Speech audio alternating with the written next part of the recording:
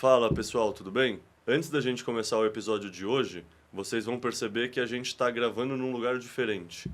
A gente ganhou uma casa agora, a gente ganhou um teto, a gente tem um estúdio na Casa 21, onde a maioria dos podcasts vão ser gravados presencialmente, o que é um espetáculo, é muito bom, mas eu faço a ressalva que a gente está testando o setup e aprendendo a usar enquanto a gente grava esses primeiros episódios.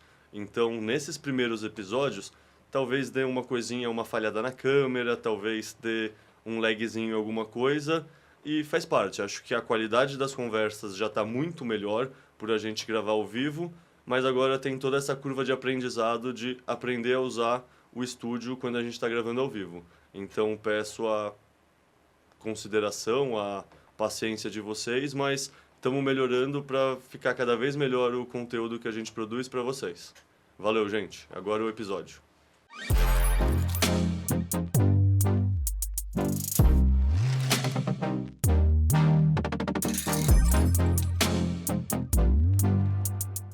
Mais remoto. Zero, sempre foi anormal, assim, só que a idade vai chegando, né? Sabe como é? Sim. Tipo, você tem que se acostumar ao paladar, porque senão a balança pune. Não vale a pena. É. Cara, e aí, Roxo, tudo bem? Bem, graças a Deus. Bom gravar com você pela primeira vez no BipaCast. A gente já participei de algumas lives com você. Você participou do evento Premium da Bipa. Então, cara, bem-vindo. Muito obrigado. Cara, acho que a gente começa assim, vamos imaginar que a gente aqui na Bipa, a gente fala muito dentro do ecossistema, né? Então, Sim. Talvez pessoas que não acompanhem tanto o mercado tradicional não te conheçam tanto. Sim. Então, começa se apresentando assim, quem é o Fernando Roxo? Qual é a sua trajetória profissional, assim, com que você trabalha, esse tipo de coisa? Muito bom. Eu tenho 47 anos, eu nasci em 77 e aqui em São Paulo mesmo, e eu entrei aos 19 anos, 18 para 19 anos na faculdade de Economia, na FAP, e aí arrumei um estágio no Bradesco, na corretora. Então, fiquei 2 meses rodando a corretora de valores, né, de bolsa, e depois parei numa mesa de operações, uma mesa chamada mesa de agências. Essa mesa ela atendia tanto as pessoas físicas do Bradesco todo, do Brasil todo, quanto as agências. E foi muito bom estar lá, porque eu vi nascer meio que o varejo ali, né, o varejo da renda variável no Brasil. Um ano depois eu fiz um business plan para uma mesa de operações lá com 20 anos, chamada Mesa Private, porque ninguém atendia os caras de alta renda e tal. Eram senhores e senhoras, eles não liam a Gazeta Mercantil, eles não entendiam de mercado, nada. E fiz curso de pregão, fiquei uma semana no pregão e tal, mas principalmente montei essa mesa e depois o Bradesco resolveu em 99 montar o private mesmo, dividir o banco, né? Segmentar em private, corporate, alta renda e tal. E aí eles chamaram a gente, falaram, tem uns meninos lá na corretora que tem um projeto private lá, eles entendem, estudaram o tema. Então nós acabamos na Cidade de Deus montando o departamento de private do banco todo, né? Hoje gere 400 bilhões. E era uma semente, foi bem legal. Hoje eu vou lá no Bradesco, o pessoal fica em pé e tal, lembra de mim, faz homenagem, eu gosto muito. E depois disso eu fui pro Safra, fiquei 1 ano também no private do Safra e cuidando da parte de renda variável. E aí eu recebi uma luva e consegui juntar um dinheiro. E aí acabei ficando 1 ano depois, do ano 2013, uma corretora de scalper. O Guilherme Benchimol trabalhava do meu lado, estava montando a XP, né? A XP era um escritório da Intra, que era essa corretora. E eu comecei a montar essas estruturas, essas estratégias com opções, porque eu queria fazer quant, né? Meu sonho era criar modelos quantitativos. Mas eu não era programador e os meus modelos eram muito lentos. E eu precisava pagar a conta. Então, eu comecei a fazer trade com opções para pagar a conta. E comecei a montar estruturas e tal. E começou a dar muito certo. E aí eu também dou aula, né, de opções desde o primeiro mês lá na corretora. Então, mesmo nessa época, eu ajudava a ensinar. Inclusive, dei aula lá para o Guilherme no começo, do Benchimol lá. Então, sempre dei aula também. E aí eu fui para Ribeirão Preto, na Ágora Sênior, era a maior corretora do Brasil, ajudei a montar lá a Ágora, com Paulo Mazon, com... Mazon é sócio da Bipa? Paulo Mazon. Talvez seja um investidor, quando você diz talvez sócio seja, investidor. investidor.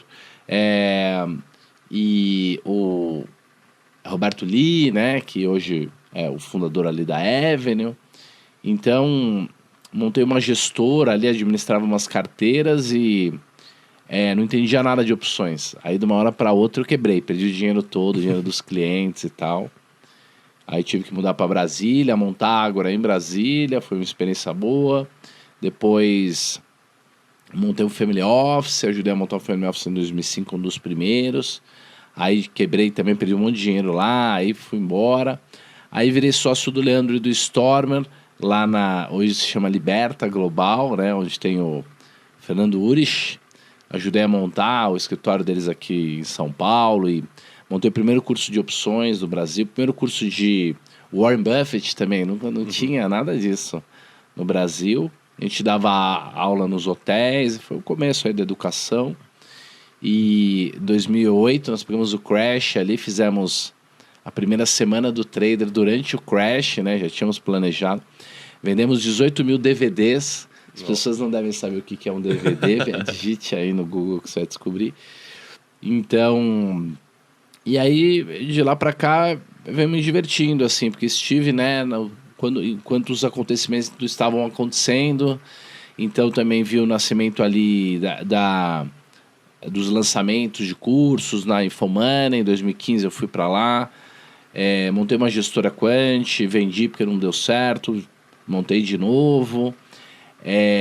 Tenho muita admiração pelo Nassim Taleb, porque ele era um cara que sabe muito de opções e depois acompanhei toda a trajetória de escritor dele, então sou próximo dele, acho que sou o único brasileiro que fui 4 vezes no curso do Nassim Taleb, tenho o WhatsApp dele, conversamos e tal, e todo o ecossistema dele de professores, de quants, né?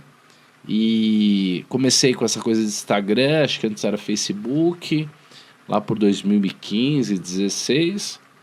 Então, hoje eu tenho um negócio que basicamente é uma consultoria de investimento para B2B, assim, para corretoras, escritório de agente autônomo, modelagem, fundos. E também tem o outro lado, né, porque o outro extremo, que é o varejo mesmo, cursos de investimento. Eu tenho um método chamado método 360, que é como gerir uma carteira de modo que assim que maximize o retorno geométrico, né, o CAGR. E as pessoas têm gostado muito, assim. Então,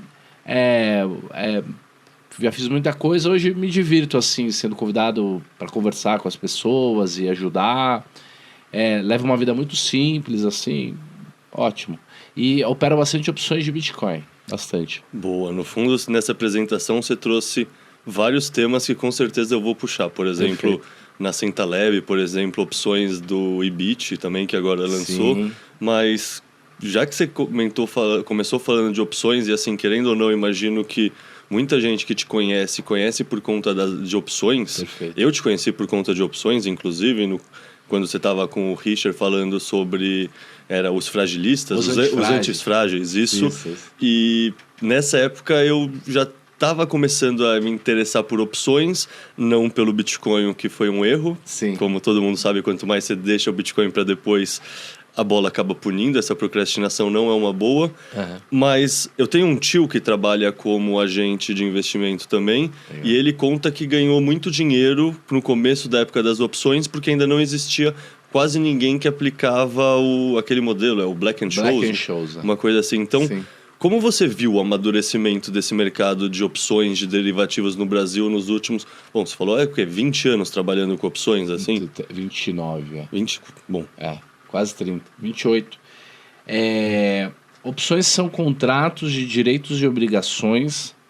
As opções, a maneira mais fácil de entender o que é um contrato de opção é comparando e observando um contrato de seguro de carro. Então, você compra um carro, você tem aquele apego no carro, você nem pagou o carro ainda. Se roubarem o seu carro perder todo o seu valor, você vai ter um prejuízo muito grande, que você não poderia você se arrepender demais, então você acaba fazendo um seguro. O seguro nada mais é do que comprar, então você está comprando da seguradora o direito, por isso que é um contrato de direitos e obrigações, o direito de vender o seu carro para a seguradora no caso de um sinistro. Então, carro de 100 mil reais, você pagou, sei lá, 4 mil reais o seguro.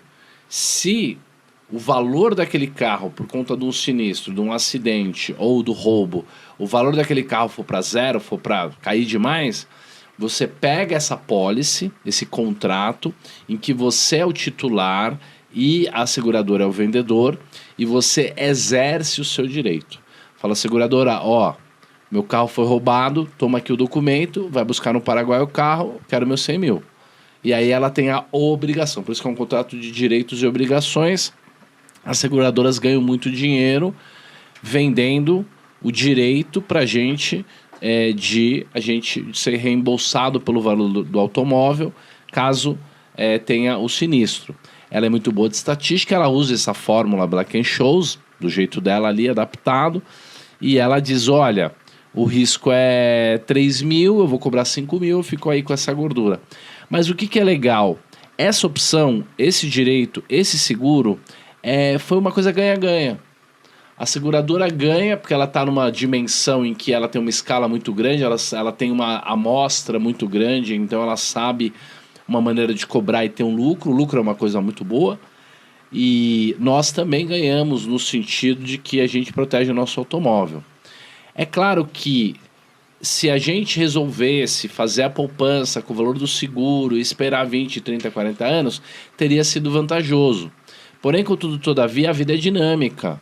Então, em termos de risco geométrico, eu conheci um cara que comprou uma Saveiro, naquela época que a Saveiro era um carrão e tal, e ele tirou da loja, da agência, e parou numa padaria para comprar um maço de cigarro e levaram a Saveiro sem seguro, e o cara só tinha pagado a entrada. O cara passou 48 meses pagando o boleto de um carro que ele nunca teve. Então, não vale a pena esse risco. Então, você fez um negócio ganha-ganha. A sociedade tem condições de fazer isso. E as opções, ela também tem essa utilidade no mercado de capitais. Então, por exemplo, eu tenho uma carteira de Bitcoin. Eu acredito muito que o Bitcoin pode subir muito, mas sei que às vezes ele cai muito rápido e tal, então vou comprar um seguro para me proteger. Posso? Posso. Você compra o direito de vender os seus Bitcoins para alguém no caso dele cair demais. Se você vende, sei lá, de 70 mil dólares, ele cai para 30 mil dólares, você tem esse ganho financeiro dos 40 mil, que é a diferença. E isso pode servir para você comprar mais Bitcoin lá embaixo, no 20 e no 30. Então não é que você tenha medo da queda, você quer aproveitar a queda, por exemplo. Então, opções são contratos de direitos e obrigações. Quem compra tem o direito, quem vende tem a obrigação. E se você estudar direitinho, souber fazer conta, você é capaz de remunerar os seus Bitcoins, vendendo alguns direitos em algumas condições. Você tem condições de comprar Bitcoin com desconto, vendendo puts de Bitcoin. Então vamos dizer que você tem um monte de Bitcoin, tem um caixa, e se o Bitcoin cair 10%, você vai comprar mais. Você vai fazer o seu aporte ali. Legal. O Bitcoin tá 70 mil, na verdade tá 100 mil, hein? Tá 100 mil, mas agora 100 mil que é fácil. Eu quero comprar no 90. Então o que eu faço? Eu vendo uma put de 90. Se o mercado ficar parado ou subir, eu ganho com o meu portfólio. Eu tenho um portfólio de Bitcoin, a maior parte subiu, vamos embora. Se o mercado ficar parado, aquele prêmio que eu recebi é meu. Se subir também é meu, ótimo. Aquele prêmio que eu recebi chega a dar 2, 3, 4%. Que eu recebi uma espécie é de meu. Dividendo sintético, né? Perfeito. Se o mercado afundar, aí eu vou comprar no 90, que era o que eu queria, e ainda assim vou ter esse prêmio de 3, 4%. Então, em determinadas condições, não faz sentido não vender puts. Todo cara que tem um portfólio em que ele faz entradas e saídas parciais, que se aquele ativo, ele acredita muito, ele vê valor naquele ativo, se aquele ativo cair, ele vai comprar mais, ele tem que vender puts. É um bom negócio para ele. Como é um bom negócio para a seguradora. E por caso do cara que quer proteção, o seguro também é vantajoso, ele vai estar se protegendo. E o argumento que o pessoal usa que pode ser visto como pegar moedas na frente do trilho do trem? Porque é o que você falou, o dos 100 mil, você conseguiu comprar os 90 porque você quis isso, mas talvez o Bitcoin caiu até 50 e aí você foi obrigado a comprar no 90. Sim. Então, tipo, isso também é um risco, você poderia dizer assim? Perfeito, é sim. Por isso que você tem que aplicar o dividendo sintético da maneira certa. Então, como é um portfólio perfeito? O portfólio perfeito ele tem 5 passos. O primeiro passo é a diversificação barbell. O que é a diversificação barbell? É você usar a estratégia barbell, que é basicamente dividir o seu risco da sua carteira nos extremos. Algo muito arriscado de um lado, por exemplo, o Bitcoin, e algo muito conservador do outro lado, digamos, o SDT, dólar, o Bitcoin, Treasury. Extremamente conservador. Para uma carteira em Bitcoin, mas para uma carteira em dólar, não. Porque o Bitcoin é altamente volátil em dólar, e isso é positivo. Porque o ativo volátil da carteira é o que traz a opcionalidade. Ele é que traz o retorno a longo prazo. O outro é só o contrabalanço, para se cair, você comprar. Então, você precisa que o seu portfólio... página 288 do livro Scuffed, Statistical Consequence of the Fat Tails, do Nassim Taleb, um livro que nem 20 brasileiros leram. Página 288, como maximizar uma carteira. Ele refuta a teoria do Markowitz, em que você tem que minimizar a entropia através da diversificação de ativos que você põe lá na fronteira eficiente. E ele diz o seguinte, não, um portfólio perfeito que maximiza o retorno geométrico é aquele em que você aplica o teorema dos 2 fundos separados. O que é o teorema dos 2 fundos separados? É exatamente a estratégia barbell. Porque a economia ela tem um pêndulo, que é a taxa de juros. Quando a taxa de juros está subindo, os ativos de risco, os ativos de valor, os ativos voláteis caem. E o caixa, os ativos pós-fixados, quanto mais parecido com caixa, melhor, eles valem mais porque os juros estão subindo e todo mundo precisa liquidar, ter dinheiro e tal. Esse pêndulo, quando a taxa de juros cai, os ativos de valor, os ativos de risco, como é o Bitcoin, o portfólio de ações, fundo imobiliário, que é risco médio, não jamais como fundo imobiliário, como eu venho falando há muito tempo, eles se valorizam. E algumas coisas valorizam mais. Aquelas que, inclusive, são as que mais ganham nesse período, que são aquelas que têm muito valor extrínseco, que têm muita expectativa, que têm muita expectativa de longo prazo. Então, a gente precisa aproveitar esse pêndulo. Quantas vezes nós vimos o Bitcoin, 50, 30, 60, 30, 60, 18... Se eu tenho uma parte em caixa e eu uso esse pêndulo a meu favor, eu consigo ganhar bastante dinheiro. Então eu preciso diversificar o meu portfólio e eu preciso fazer a estratégia barbell. Barbell significa halter de academia. Para eu levantar a maior quantidade de peso que eu puder, eu tenho que colocar o peso nos extremos. É assim que eu consigo levantar. E no caso do mercado, eu uso esse pêndulo, essa catapulta, para fazer o segundo passo da carteira 360, que é o balanceamento dinâmico, que é rebalancear. Por exemplo, eu fiz muitos testes com Bitcoin em rebalanceamento. Por exemplo, ouro com Bitcoin ou caixa com Bitcoin, que é isso.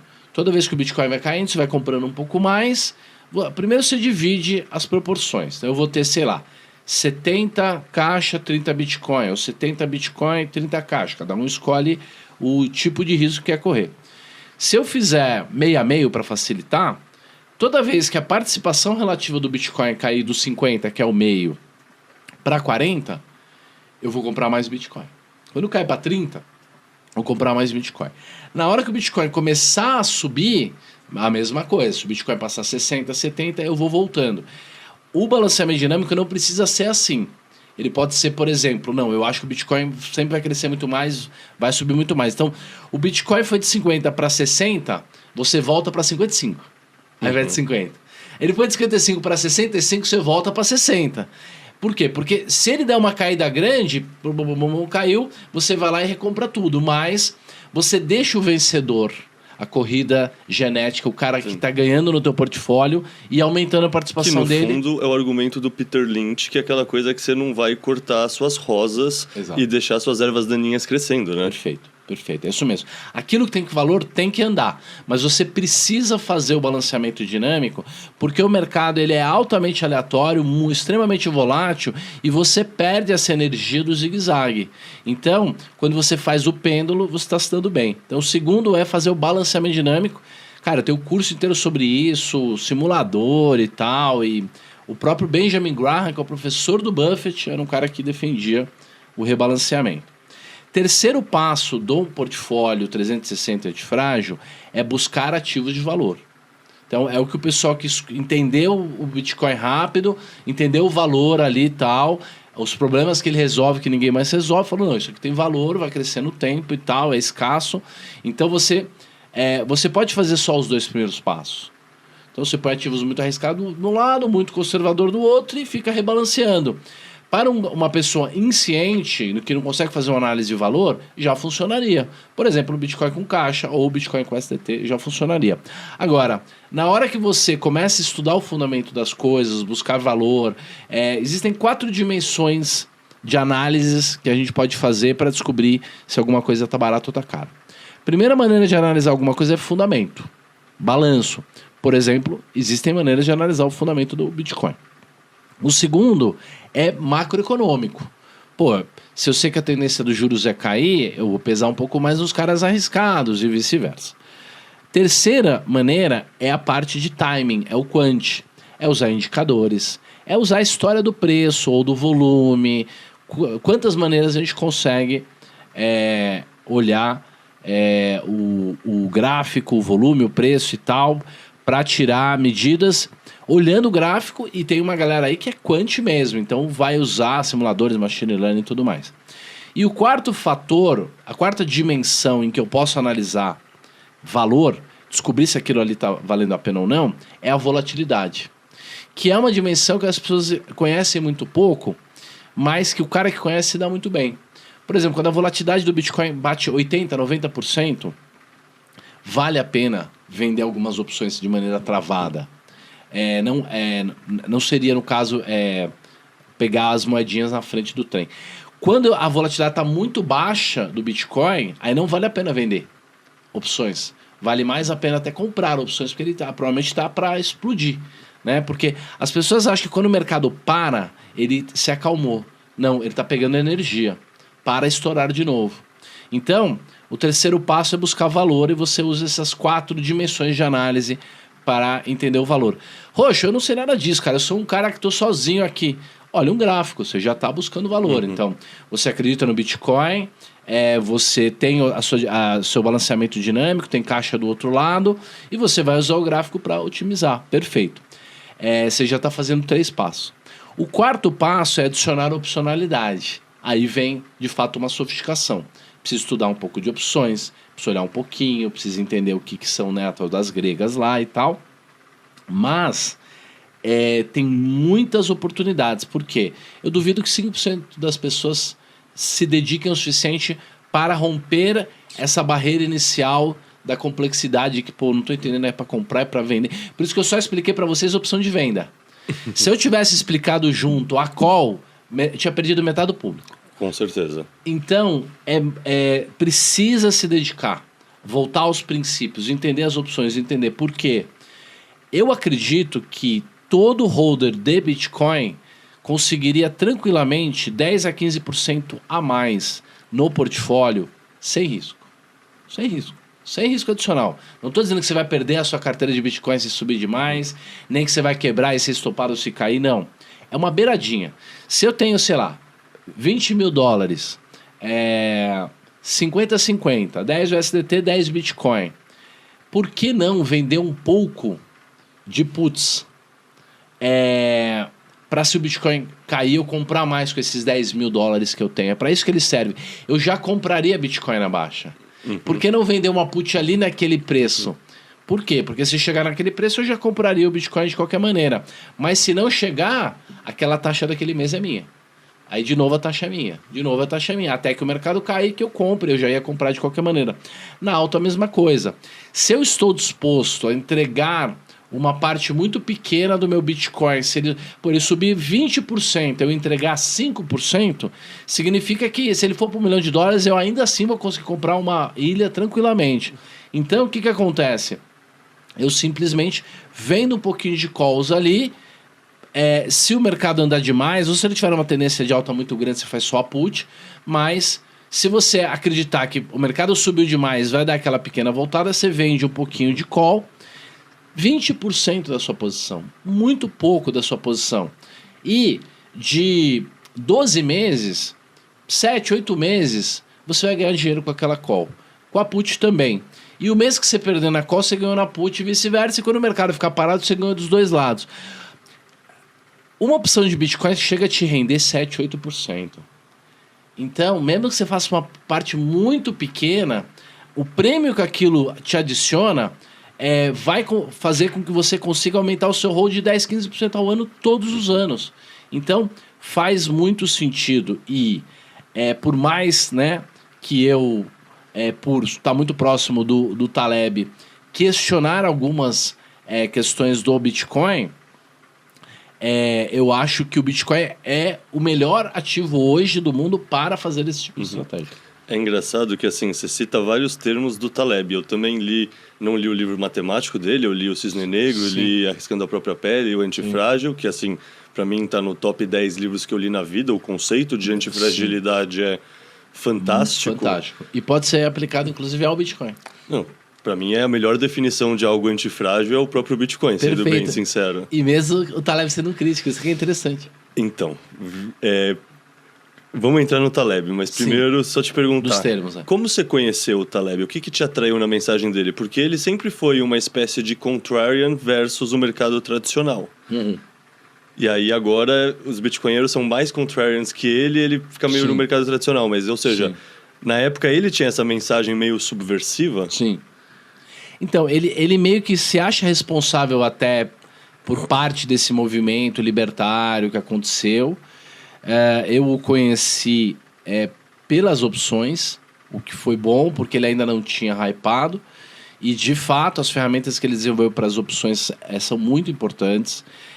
Eu acho que a produção matemática dele vai ser recordada durante muitas e muitas gerações. Está muito à frente do que há por aí. E eu o conheci porque teve um evento em Campos do Jordão, em 2003 ou 2004. A Bolsa fazia um evento em Campos do Jordão, a B3, a cada 2, 3 anos, para as corretoras, para clientes e tal. E o Taleb foi um ano, que eu acho que foi 2003, 2004. E aí eu vi a palestra dele e tal. E depois, anos depois, vi a palestra do Shows também. E aí, quando foi 2007 para 2008... Não, quando foi 2005 para 2006, eu li o Iludidos pelo Acaso. E aí eu falei, pô, é aquele cara lá de opções, que legal. O livro dele, Iludidos pelo Acaso, é extraordinário. E depois, eu li o Cisne Negro logo depois do Crash, ou antes ou depois. Mas o fato é que o Taleb era um desconhecido. E aí, quando ele escreve o Cisne Negro... Lá ele prevê que o mercado financeiro ia ter um crash por conta das hipotecas e ia começar na Fannie Mae lá. Então ele realmente fez uma profecia e a profecia se realizou. E aí ele vendeu milhões de livros. E aí a ideia, o conceito do Cisne Negro é simples. E depois ele escreve Antifrágil, que é o inverso disso. É super complexo de entender. E aí... ele perde uma parte dos caras do Cisne Negro, mas depois, com o tempo, as pessoas vão entendendo o conceito da antifragilidade e vão adotando. 2003 é o ano do Iludidos pelo Acaso, 2006 para 2007 é o ano do Cisne Negro, eu acho que eu peguei ali em 2008, e 2011 é o ano do Antifrágil. E eu andei com o Antifrágil debaixo do braço muitos anos, dando para as pessoas... as pessoas não sabiam o que era economia austríaca, foi ele que trouxe. Estoicismo, as ideias de estoicismo. Hoje está muito difundido, muito divulgado, mas se você falasse de Sêneca, Marco Antônio, esses caras, nos anos 2000, todo mundo era keynesiano, entendeu? Então o Taleb teve um papel muito importante. E ele, na verdade, desmascarou boa parte das ciências sociais. Ciência social é uma pseudociência, né? Então eu conheci ele nessa época. E aí, em 2016, eu já tinha o canal no YouTube, já fazia sucesso ali com as opções. Vendia cursos e tal, na Infomoney. E aí eu falei, pô, eu tava lendo pela 5ª vez o Antifrágil. E eu falei, não vou ler mais isso sozinho. Eu vou pegar o livro, vou abrir em qualquer página e vou ler e vou fazer um comentário. E aí, em janeiro de 2016, quando eu tomei essa decisão, eu marquei um café com o Richard, porque o Richard estava também fazendo coisas lá na Infomoney. E aí foi, pô, Taleb, amor à primeira vista, um terminava a frase do outro. Ele já estava trabalhando com bitcoins, eu não tinha noção. Enquanto a partida, eu acho que eu tinha um pouco mais esse fundamento de derivativos. E aí, a gente resolveu fazer o programa, ao invés de eu fazer sozinho. Que foi quando eu conheci você, inclusive. Foi justamente por causa desse canal que você fazia com o Richard, Muito bom. O Antifrágeis. Os Antifrágeis. E aí nós fizemos um piloto no meu YouTube, que está lá até hoje. Eu preciso subir a 2ª, 3ª e 4ª temporadas. Peçam, me enchem o saco para eu lembrar de subir, porque eu perdi o canal, depois tive que subir tudo de novo, então só subi a 1ª temporada. Mas assim, rapidamente nós fizemos 4 temporadas e impactou, sabe, professor Gustavo Franco, Alexandre Schwartzman, caras que nem você, assim, Urich, Perini, Fernando Urich, né? O Perini, quem mais que eu ia falar? Outras pessoas aí, de maneira geral, se interessaram, foi muito legal. E aí virou um programa mesmo em que a gente falava dos capítulos e o Richard montava as aulas. Vale a pena, assim, é muito legal. E aí em 2017, o ano seguinte, o Taleb veio ao Brasil. E aí o Guilherme, que era o presidente do HSM, que era o cara que estava trazendo ele, assistia o programa, gostava. E falou, pô, o Taleb vem pro Brasil, vocês não estão afim de ir e tal, convido vocês. E a gente falou, vem fazer um programa com a gente ao vivo. A gente queria ser convidado ali, né? E aí fizemos, e aí a gente foi convidado por ele a entrevistá-lo. Então nós entrevistamos o Taleb no dia 17 de novembro de 2017. Acho que a primeira é o grupo de brasileiros assim que entrevistou. É uma entrevista que tá no meu YouTube, tá também no meu Instagram, peçam, também assistam. É extraordinário. E então a gente se aproximou dele. E aí no ano de 2019 ele teve o Brasil para o IFL, do Instituto da Liberdade lá, aquele evento grande, ele foi o principal palestrante. E aí me chamaram ali para acompanhá-lo, tal, para conversar com ele e tal. Foi muito legal. E aí eu acabei, pegando Uber com ele e indo no café da manhã de uns jovens empresários lá do IFL e tal. E aí eu conversei e aí ele me chamou para ir no curso dele. Então, em fevereiro de 2020 eu fiz o curso, que foi exatamente quando teve o crash também, né? Da pandemia aí, né? Da problema sanitário que nós tivemos no mundo aí em 2020. E eu tava lá, acompanhei tudo isso de perto. E depois disso eu ainda fiz 3 vezes o curso e veio acompanhando. E o legal é que tem o Rafael Dualdi, que é o handman dele, é o cara que faz o curso junto com ele. Eles são melhores amigos. E a diversão do curso é ficar vendo um brigar com o outro, porque eles ficam tratando um mal o outro o tempo todo. E o Dualdi adora Bitcoin. E o Dualdi conhece a mesma teoria. Então, a teoria do Taleb se aplica tanto para dizer que é muito bom, como para dizer que vai dar errado. E a teoria do Dualdi ele tem uma teoria meio própria lá, que são os polymodels, e para os modelos ali funciona e fica em pé. Cara, eu conheci o Bitcoin em parte por conta do Taleb, inclusive. Sim. Por exemplo, eu tava estudando questão de opções, etc., justamente por seguro de carteira, que nem você estava falando. Uhum. E aí eu queria o quê? Queria ter uma put, e aí eu tinha uma alocação 30% no mercado de banco, sei lá, Itaúsa, Banco do Brasil, esse tipo de coisa, pensei, pô, eu quero proteger essa parte do portfólio com uma put.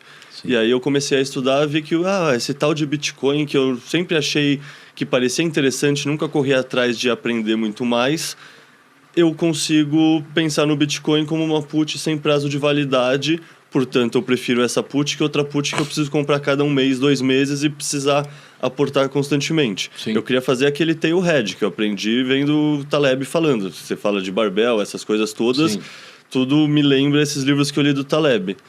E para mim, então, é muito interessante pensar que, assim, não só o Taleb é o primeiro prefácio do livro do Padrão Bitcoin, que é o, sim, livro que mais indicado dentro do ecossistema.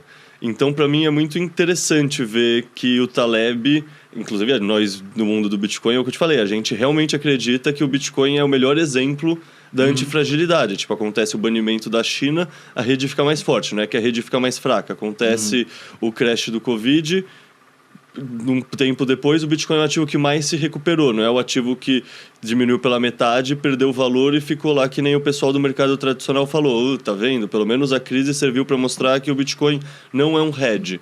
Então, assim, para mim causa muita curiosidade, assim, porque o que aconteceu no meio do caminho pro Taleb ter mudado de foco? Assim, eu conheço a fofoca dele ter brigado com o Saifedean, que é o autor do Padrão Bitcoin. Mas do ponto de vista da teoria, o que o Taleb fala, justificando teoricamente, para ele não ver valor no Bitcoin? Eu estava lá, eu vi as discussões públicas entre todos esses caras, inclusive alunos dele, né, a favor do Bitcoin, ele e tal. E, basicamente, ele se frustrou muito, vou usar um outro termo mais emotivo, assim, ele se decepcionou com o Bitcoin no crash de 2020, do problema sanitário que nós tivemos, porque em dezembro ele veio, ele tem vários indicadores muito interessantes para estimar se o mercado está frágil ou não. Então, ele tinha uma expectativa que ia ter um crash, ele foi estrategicamente num evento na Índia, em que depois ele deu uma entrevista e falou, olha, vai ter um crash, vendam petróleo, vendam bolsa, vendam isso, façam aquilo, e tenham alguns bitcoins. Ele disse isso, né? E aí tudo que ele falou aconteceu, menos os bitcoins que caíram. E aí ele falou, pô, eu vou investigar, então por que o Bitcoin não protegeu? E aí é totalmente compreensível. E eu li o paper, li as defesas, li tudo. Tanto de um lado quanto do outro os argumentos. E assim, para ele, o Bitcoin não é um hedge para o dólar. Por quê? Porque o Bitcoin ele não teria ele não tem um bom comportamento quando você tem uma crise de liquidez, que basicamente é quando a taxa de juros sobe muito rápido. Quando eu falo taxa de juros, todo mundo fica pensando, é o Fed que vai numa reunião. Não. O juro, gente, é o fim da curva lá. O Fed, ele fica brincando que ele está mexendo com a curva do juro, mas ele mexe no juro de um dia. Quem mexe na curva é o mercado. O mercado pede o juro e o mercado baixa os juros através de compra pré. Então, quando você tem uma crise de liquidez que é uma incerteza muito grande, todo mundo busca proteção, todo mundo vai buscar aquilo que é mais perto da moeda vigente, que é o dólar. Então, todo mundo, por mais que o dólar tenha um M2 absurdo, juro negativo e todo esse argumento, no momento de crise de liquidez, as pessoas vão correr para o dólar. E aí, nesse momento, é de se esperar que o Bitcoin caia proporcionalmente aos ganhos que ele teve. Possivelmente inclusive que cai ele pare mais, antes. Porque é mais líquido, cai mais. Mas ele vai parar num lugar antes da onde foi a base anterior, para que a dinâmica seja uma dinâmica que ele ganhe valor com o tempo. Por que isso acontece? Porque o fluxo de caixa descontado de um ativo é o que demonstra o seu valor, supostamente. Então, quando o juro está muito caro, altíssimo, porque como é que é? Eu pego todas as receitas que aquele ativo pode ter no futuro e desconto, traga valor presente, então na parte de baixo da conta vem os juros. Quando os juros estão embaixo, sobem, o valor desses ativos cai. Quando os juros estão embaixo, cai, o valor desses ativos sobe. Então, quanto mais no futuro estiver o valor de alguma coisa, mais ela vai variar se a taxa de juros variar. Então, a mesma coisa com uma dívida de 50 anos, é a mesma coisa do Bitcoin. As pessoas colocam o valor no Bitcoin no futuro, na medida que acreditam que ele vai substituir o dólar. Então, isso é um futuro muito no futuro, porque ainda não aconteceu. Então, quando a taxa de juros cai, ele sobe muito. Exatamente porque o seu fluxo de caixa, que está no futuro, quando de fato ele substitui o dólar, como o juros está embaixo, cai, ele sobe muito rápido. Ao mesmo tempo que numa crise de liquidez, ele tende a cair bastante. Então, ele acha que quando a gente tiver o próximo crash, que provavelmente vai ser a crise da dívida do dólar, ele acha que o Bitcoin vai cair tanto que as pessoas vão desistir dele. Que as pessoas vão desistir porque ele não serviu para isso, para proteger nesse momento. E, de fato, essa crise está com a agenda marcada, ela vai acontecer. E aí, o futuro vai depender de como esses holders vão se portar nessa crise. Se eles estão conscientes disso, então eu acho até que eu venho também como ajudar nessa compreensão. Se eles estão conscientes que pode haver quedas muito grandes e eles se prepararem, inclusive, para holdar mais, comprar mais nesse momento, ou se de fato as pessoas vão perder o interesse, os ETFs e o BlackRock, todo mundo sabe que ele vai onde está o dinheiro, então se os ETFs diminuírem muito, vão ser desmontados e tal, e ele acha que é uma modinha de verão. Outros caras que têm o mesmo nível de conhecimento dele, conhecem a mesma matemática, acham que não necessariamente. Inclusive acham que depois dessa crise da dívida, é possível que os estados realmente comprem os bitcoins e tal, e que possa vir a substituir o dólar no médio e longo prazo. E aí, a discussão se o Bitcoin tem ou não valor intrínseco, ela é respondida. O Bitcoin não possui valor intrínseco em dólar. Ele tem valor extrínseco, muito valor extrínseco, por isso que vale 100 mil dólares hoje. Mas em Bitcoin, o Bitcoin é 100% valor intrínseco, porque ele é o valor intrínseco do Bitcoin. Então, numa sociedade que usa o Bitcoin totalmente ou parcialmente, em que, me dá uma Coca-Cola aí, quanto vale? Uns meio satoshi e tal. Nesse lugar, o Bitcoin, ele é o VI, porque ele é o VI supremo do próprio Bitcoin. Mas em dólar, ele não tem valor intrínseco. Então, tudo está em suspensão. Pode haver a adoção depois da crise, pode não haver a adoção depois da crise, por isso que ele varia tanto e por isso que holdar é interessante, é legal, desde que você saiba fazer um balanceamento dinâmico interessante e que garantidamente nós teremos volatilidade e uma maneira de aumentar o nosso retorno geométrico em bitcoins no longo prazo é usar essa volatilidade a nosso favor, fazendo aí os dividendos sintéticos, comprando, vendendo, comprando seguro de carteira. Então, o quarto passo da carteira 360 é adicionar opcionalidade. Você pode adicionar opcionalidade tendo ativos com opcionalidade, por exemplo, o Bitcoin. Então, o que é a opcionalidade, gente? A opcionalidade é aquilo que, se eu ganhar, se der certo, eu ganho muito. Se eu perder, se der errado, eu perco pouco. O seguro do carro, eu gastei 5 mil reais nele. Se der errado, quer dizer, não roubarem o meu carro, não acontecer nada com o meu carro, ótimo, eu perdi 5 mil.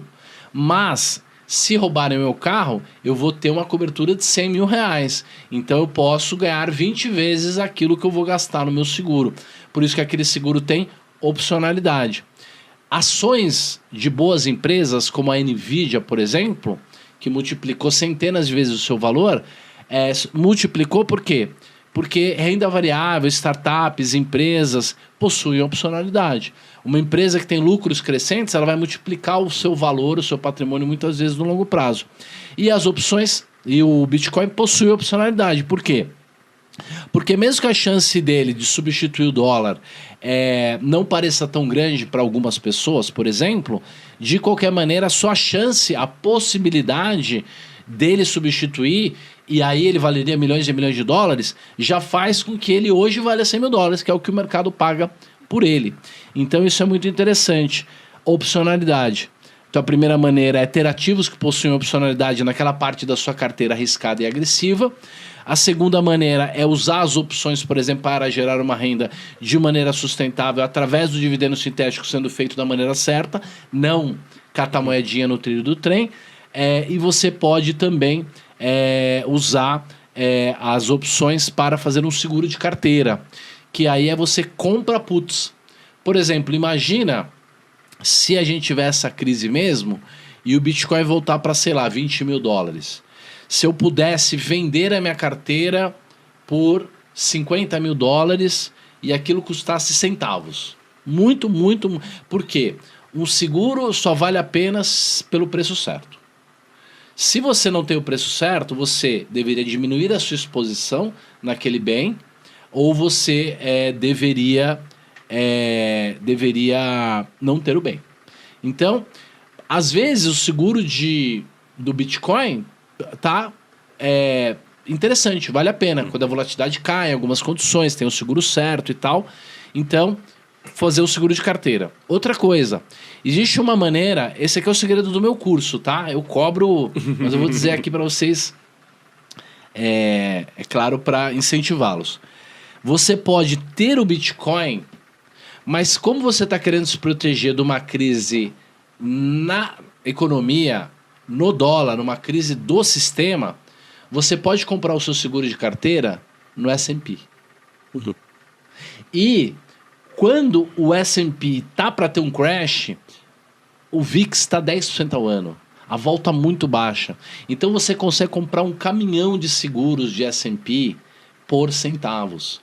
Então se você tiver um portfólio de Bitcoin, gerando renda com Bitcoin, fazendo balanceamento dinâmico do Bitcoin, gerando 15%, 20% ao ano em Bitcoin, se você pegar 5% disso, dos 20%, você pegar um quarto disso e comprar o seguro de carteira no S&P na hora certa, na proporção certa, pode ser que você saia de um crash desse tendo 10 vezes mais dinheiro do que você tinha antes.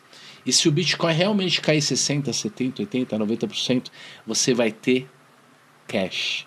Você vai ter dinheiro para realmente aí fazer um all-in lá embaixo depois de uma crise dessa. Então, a terceira maneira de usar opções num portfólio para adicionar opcionalidade na sua carteira e fazer com que o seu portfólio seja convexo, quer dizer, se der tudo certo, subir muito, fenomenal, ótimo. Se der tudo errado e afundar, ótimo, eu tenho meu seguro de carteira. E se ficar loucamente oscilando no meio do caminho, eu tenho as minhas opções, meus seguros de carteira, meu balanceamento dinâmico. Então esse é o quarto passo de um portfólio que maximiza o seu retorno, adicionar opcionalidade. E o quinto passo é repetir e melhorar. Quer dizer, fazer um plano inclinado. Então vamos de novo. Diversificação barbell, balanceamento dinâmico, buscar valor, adicionar opcionalidade, repetir e melhorar. Repetir com o modelo aberto, de acordo com as premissas sendo atualizadas, você melhora o seu modelo, sem dúvida. Exato. A gente chama isso de ajuste convexo, ou estocástico, que é, você vai vendo onde está errado, onde você pode melhorar. Então, eu já tenho Bitcoin, já tenho um pouco de cash, já estou fazendo isso intuitivamente. Legal, você já fez o primeiro e o segundo passo. Vamos melhorar? Vamos meter o terceiro passo? Vamos colocar o quarto? Sempre aos poucos. Bom, meu papel aqui é um pouco fazer o advogado do diabo. Perfeito. Então, fazer alguns comentários. Assim, no fundo, você trouxe muitas coisas que antecipam metade do que está aqui. Então, vou um passo por cada vez. Assim, esse argumento que você comentou do Taleb, na minha cabeça, o próprio livro do Taleb responde que, assim, existe uma minoria intransigente e a minoria intransigente, ele usa o exemplo dos vegetarianos, faz a maioria acabar aceitando eles e vai convertendo essa maioria que não é tão intransigente. Eu vejo isso acontecer no Bitcoin. Por exemplo, não é das coisas que o pessoal do mercado tradicional fala sobre os bitcoiners é que isso é um culto de fanáticos. É assim que tem que ser. Se é um culto de fanáticos, significa que é uma minoria intransigente, portanto, assim esse pensamento que as pessoas vão perder o interesse, talvez as pessoas que estavam aqui a passeio há pouco tempo, sim, mas é aquela história do Druckenmiller conversando com Paul Tudor Jones, que eles se interessaram pelo Bitcoin quando eles viram cair 80%, 90% e que a grande maioria das pessoas não tinha vendido, portanto, caramba, essa galera aqui é diferente, eles são fanáticos Perfeito. que realmente vão holdar o Bitcoin, então tem um valor aqui só por conta que o valor... E aí, sei lá, você falou essa definição de valor intrínseco, extrínseco. Eu não tenho um treinamento técnico na área de economia, esse tipo de coisa, mas na minha cabeça, eu sempre vi essas críticas como o Bitcoin não ter um valor intrínseco. Ninguém nunca fez essa ressalva que existe um valor intrínseco. E na minha cabeça, pensando bem como um geólogo, como alguém que estudou uma ciência da natureza, todo valor é subjetivo, sabe? Um pano com tinta, se for minha prima que desenhou com 5 anos, tem um valor. Se for o Da Vinci, tem outro. O Michelangelo tem outro. Mas assim, o valor lá é subjetivo, não é o valor do pano, Mas não é o valor da tinta. Intrínseco. Mas é por isso que ele é intrínseco. Por isso que o valor da Mona Lisa é um valor intrínseco. Porque o valor é o valor extrínseco, perdão. Extrínseco, é o valor extrínseco. Então, o valor Porque intrínseco é tudo que é o valor subjetivo tudo acima... que é subjetivo tudo o que está no futuro, o valor, o que é subjetivo, ele é o valor extrínseco. O valor intrínseco é o valor de liquidação. Então, por exemplo, tem uma construtora na Bolsa que está custando 300 milhões na Bolsa, só que ela tem 500 milhões de caixa. Então, se eu liquidar essa empresa agora, eu consigo 500 milhões. Então, esse é o valor intrínseco dela. Uma opção, por exemplo, o direito de comprar Bitcoin a 100 mil dólares, estando ele a 110 mil dólares. Essa opção tem 10 mil dólares de valor intrínseco. Porque a diferença é entre os 110 e os 100. Eu tenho o direito de comprar 100 e já está 110. Então, qualquer um pagaria pelo menos 10 mil dólares para aquela opção. Se ela está custando 13 mil, essa opção tem 10 de intrínseco e 3 de extrínseco. Não, perfeito. Aqui, quando a gente vê o pessoal criticando o Bitcoin, só fala essa parte, o Bitcoin não tem valor intrínseco, daí não tem um vírgula. Mas existe um valor intrínseco, que é uma comunidade muito grande. A grande conversa, ela está no técnico. Né? Ela tem que vir para o técnico. Então, mas aí eu faço uma segunda provocação que, de novo, citando o Taleb, é aquele termo que ele usa que é o... Eu não lembro se é inteligente, no entanto, idiota ou idiota, no entanto, inteligente. É Y, é I-Y-I. Só não lembro a ordem dos dois. É inteligente, porém idiota. Que é o quê? Eu sinto isso muito, né, quando eu vejo muitas pessoas do mercado tradicional falando do Bitcoin, que as pessoas acabam se apaixonando pelos seus próprios conceitos teóricos, pelas suas próprias fórmulas, e tem aquela expressão em inglês que é miss the forest for the trees, que quer dizer o quê? Quer dizer que você parou de olhar de verdade para o padrão geral e você está olhando no zoom in no micro. Sim. Aqui no português a gente tem esse ditado que é: se houver uma disparidade entre o mapa e o terreno, fica com o terreno, desencana de olhar com o mapa. E eu sinto que o Taleb acaba fazendo isso, sabe? E muitas pessoas inteligentes do mercado tradicional acabam fazendo isso, que eles acabam querendo encaixar o Bitcoin no modelo mental da cabeça deles, em vez de simplesmente olhar o que está acontecendo com o Bitcoin e ver, pô, como assim eu vou falar que não tem valor se tem um market cap de 2 trilhões de dólares? Obviamente tem valor, assim, se não tem valor... Extrínseco. Sim, mas tem um valor. Não é que não, mas vai a zero. O Taleb não falou que não tem valor, ele só falou que não tem valor intrínseco. Não, agora eu não estou falando só do Taleb, estou falando no geral, assim, que o pessoal fala que não tem valor, portanto vai a zero, é uma pirâmide, é bolha. Sim. Mas eu acho que todo mundo tem que estar preparado para um caso desse. Entendeu? Pode acontecer. Assim, pode naquele cenário que pode vir um meteoro aqui amanhã, mas é aquele... Não. Acho que é mais provável o Bitcoin a zero do que vir um meteoro. Eu não vejo cenários plausíveis, sendo bem sincero, assim. Tipo, o Bitcoin pode ter um bug, pode quebrar, pode falhar, mas isso já aconteceu em várias outras blockchains. O Bitcoin perderia aquele pensamento de ele... Só estamos comparando com o meteoro. Só estamos comparando em termos probabilísticos, entendeu? É mais improvável o meteoro. Mas assim, é improvável, claro. É improvável que o Bitcoin vá a zero. Mas para um cidadão comum, que está na casa dele e tal, perder 98% do valor... ou perder 100 é quase a mesma coisa. Né? Ou 90. Principalmente porque quando vier a crise da liquidez, o crash, o que acontece é que coisas acontecem em cadeia. Que é o quê? A pessoa perde o emprego, ela perde o plano de saúde, alguém perto dela, ela tem que ajudar. E aí ela vai ter que liquidar, muitas pessoas vão ter que liquidar os seus portfólios nesse momento. E aquilo que tiver mais se desvalorizado vai ser aquilo que vai ser mais devastador para ela. Então, em termos matemáticos, existe uma diferença muito grande entre a probabilidade do conjunto e a probabilidade do tempo, que o Taleb explica ali no Skin the Game, que eu posso explicar, E também e também o retorno geométrico em comparação com o retorno aritmético. O fato é que se você tiver 80% do seu patrimônio em alguma coisa que pode cair 90% numa crise e você precisar liquidar o seu portfólio, isso vai ser devastador para você. Então, eu acho que a preocupação do Taleb é essa. Quando ele fala de crypto-suckers e tal, é o jeito dele. Ele trata os adolescentes como adolescentes, entendeu? Então, eu acho que é uma maneira dele falar, eu entendi, vai fazendo, eu vou me fazer de inimigo aqui para não gerar um excesso de radicalismo, porque eu vejo jovens que fazem essa defesa apaixonada como você faz, e você é uma pessoa técnica, mas eles não são, sem saber o que eles estão falando. Então, eu prefiro que tenha um velhinho chato e um outro francês bonzinho, do que tá garantido, vai ser o Bitcoin de qualquer maneira, depois, quando todo mundo assumir e usar. Por quê? Porque usa-se, por exemplo, o exemplo de Roma.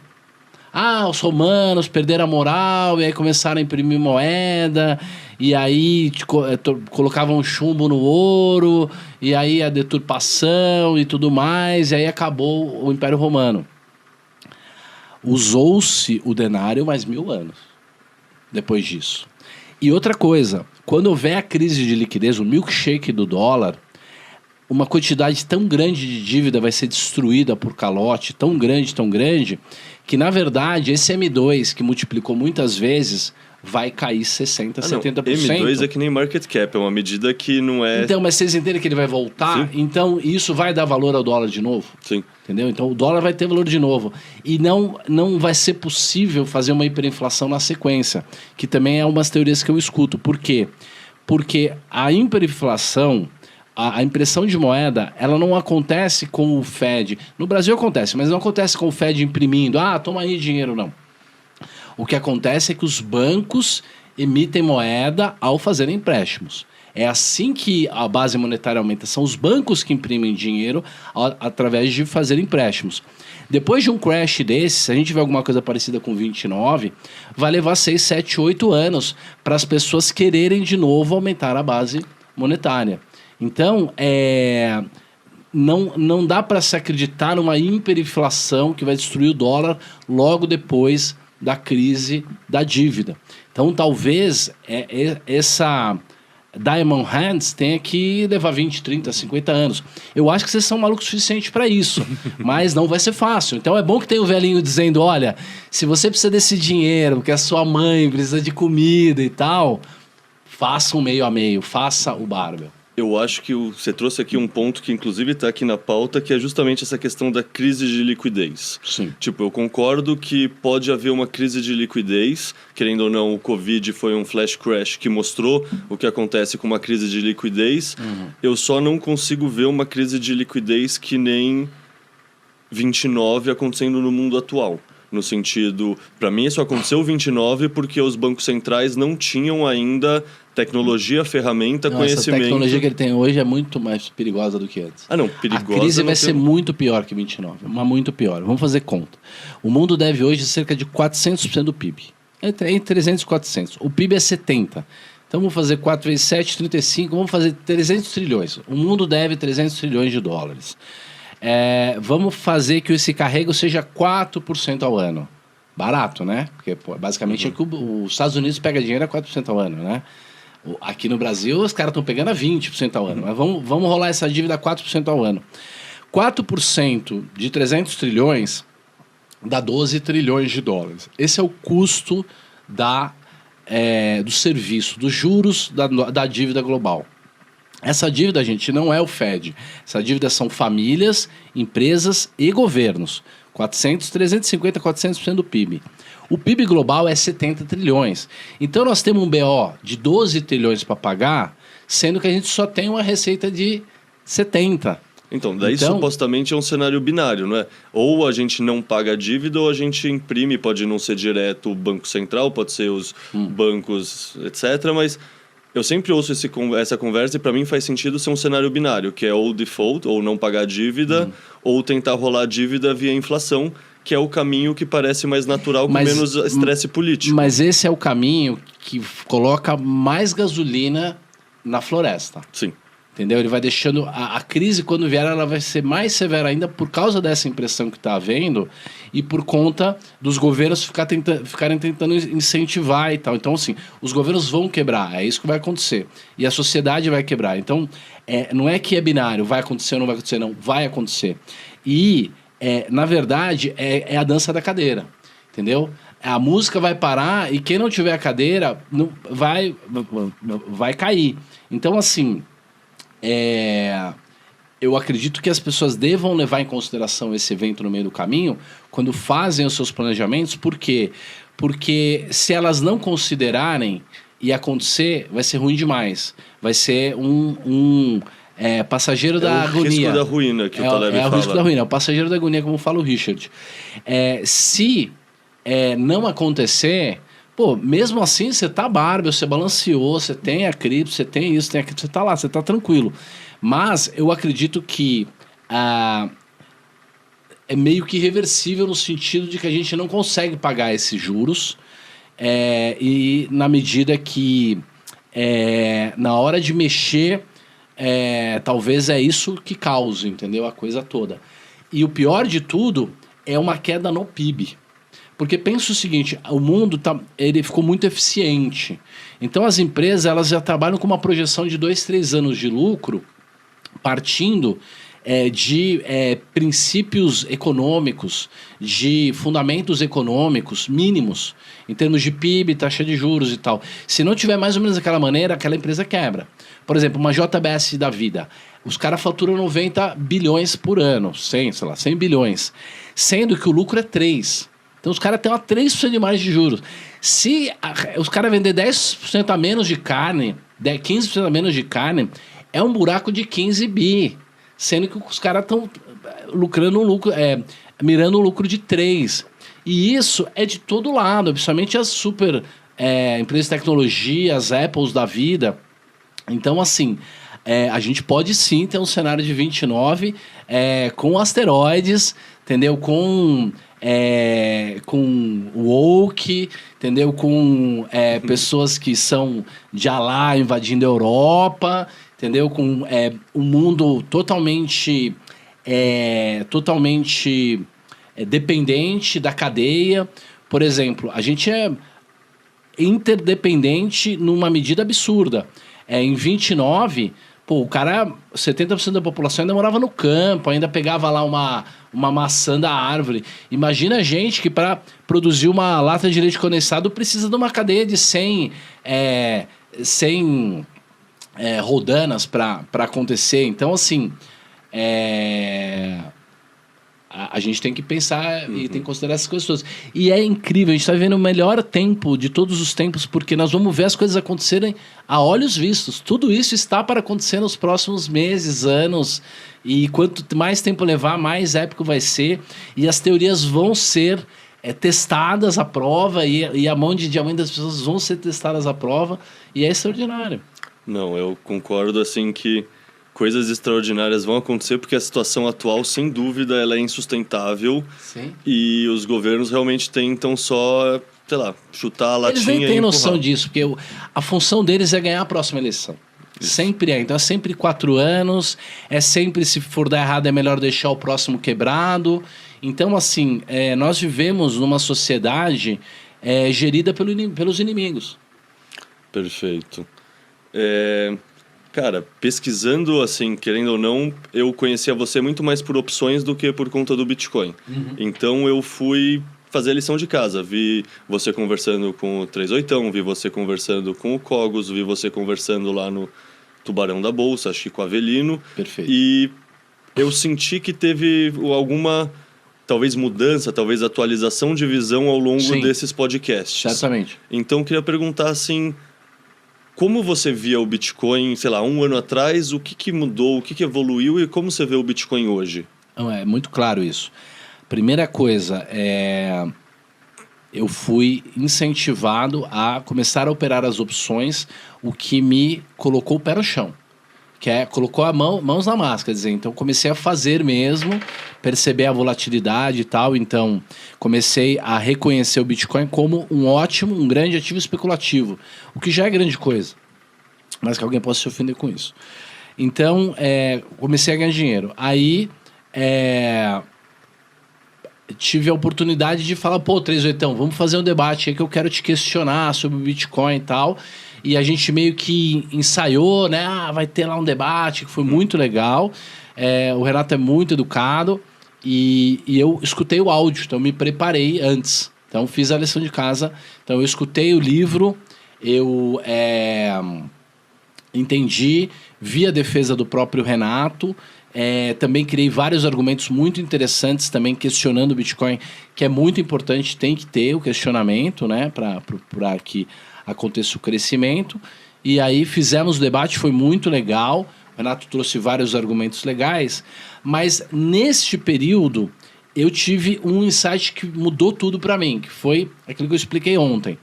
O Bitcoin não tem valor intrínseco em dólar, mas o Bitcoin é o próprio valor intrínseco em Bitcoin. Então, no mundo do Bitcoin, o Bitcoin é tudo, ele é mesmo colateral. Então, tudo que o Renato fala é a pura verdade. É tudo a pura verdade, desde que a gente considere a moeda Bitcoin. Então, eu acho que vai depender realmente da minoria intransigente. Eu acho que você pegou o caso mesmo, é isso. É isso. E acho que, inclusive, tem que haver treinamento de resiliência, de antifragilidade, de períodos, por exemplo, em que o dólar volte a se valorizar, né? Então, esse foi um insight muito significativo. Essa história de que o Bitcoin, em Bitcoin tem o valor intrínseco todo, então ele tem realmente valor extrínseco bastante em dólar, então isso aumentou a minha percepção e eu comecei a enxergar uma realidade que eu não enxergava, que é o Bitcoin virando a moeda. E aí, nesse sentido, sim, de fato, quem investir antes vão virar os grandes barões aí do futuro e da moral e tal. Então, eu acho muito interessante. E eu sou muito católico, muito cristão, então a minha conversa com o Renato também nesse sentido da moralidade. O Taleb também pode contribuir muito nesse sentido, porque ele tem uma aula no curso que é uma aula sobre ética nos negócios e no mercado financeiro, finanças éticas, em que ele traz um pouco de finanças éticas cristãs, mas principalmente um primo dele, que é do Líbano, fala sobre finanças muçulmanas. Posso falar muçulmano? Acho que posso. É o halal e o haram, né? O halal e o haram.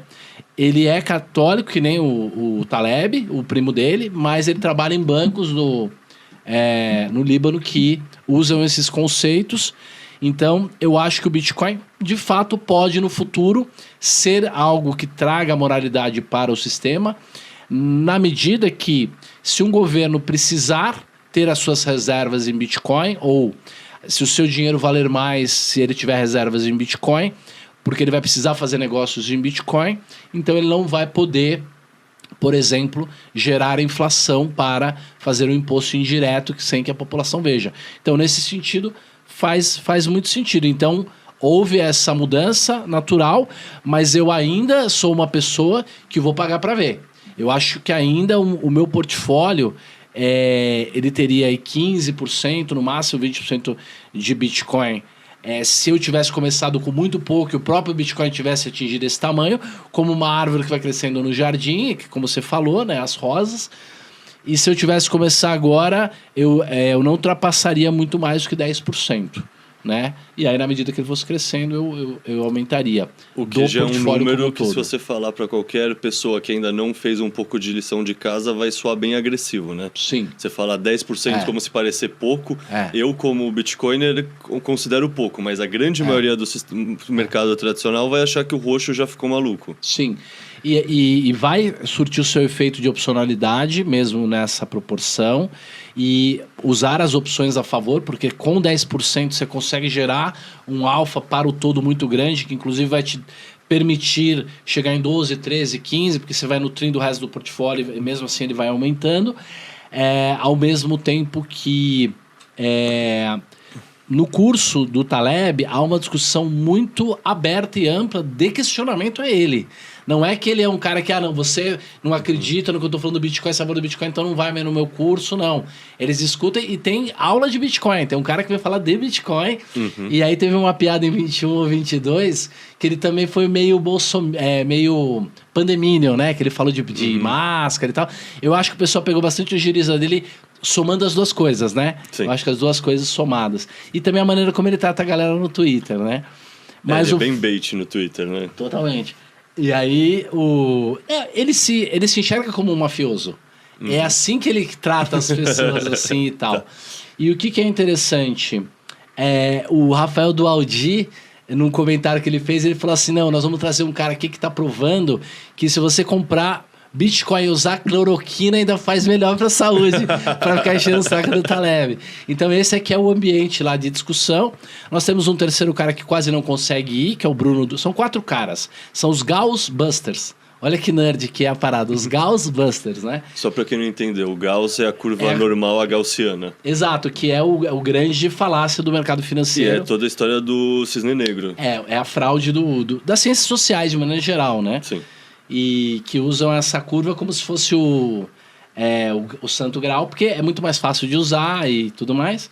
Então, o Dualdi, o Taleb, o terceiro é um cara chamado Bruno Dupire, é o cara considerado o maior especialista de opções do mundo, ele é o sócio da Bloomberg, ele é um francês, que é o cara da Bloomberg de derivativos, pra vocês terem uma ideia.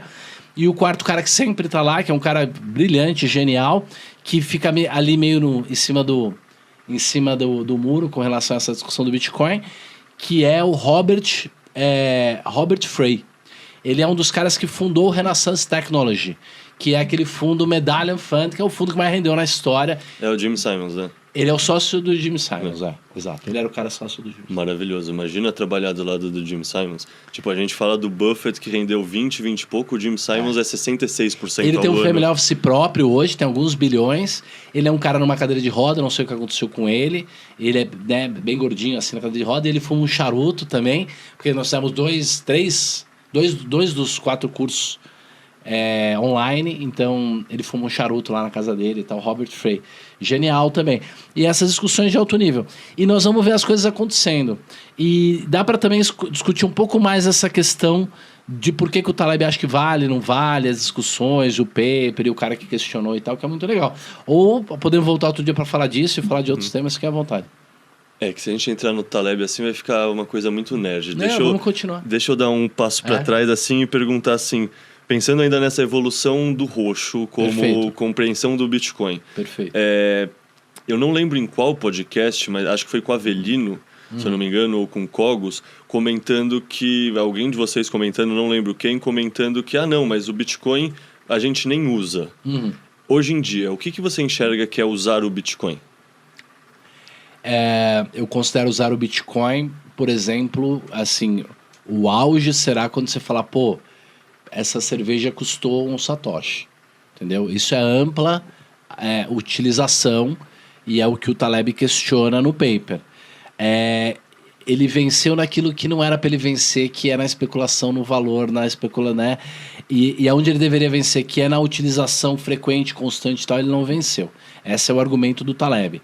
Eu entendo que, na medida que as pessoas guardem o Bitcoin, que ele sirva de reserva de valor num banco, por exemplo, você vai poder continuar usando a moeda porcaria ali, que é o derivativo ali, que é a moeda ruim, e vai guardar o Bitcoin.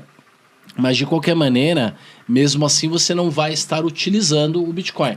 Você vai estar utilizando, talvez, para guardar valor, desde que as pessoas aceitem aquilo como valor. Elas vão precisar aceitar aquilo como valor. Aí, você pode dizer que a sua autocustódia tem essa utilidade. É isso que o Taleb diz. O que eu acho que tem valor? Para que eu acho que ele tem utilidade? É para o kit libertário. Aquilo que eu chamo de kit libertário, que é o quê?